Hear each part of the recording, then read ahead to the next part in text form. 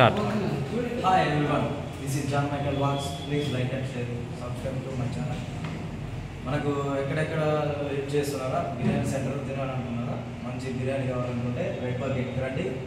and birthday celebrations and couples కానీ and ఫ్యామిలీకి and dining hall, మనకు బర్త్డే సెలబ్రేషన్స్ కానీ ఉన్నా కూడా ఈవెంట్స్ ఏవైనా సరే ఇక్కడ మంచిగా లొకేషన్ ఫ్యూన్ అండ్ కింగ్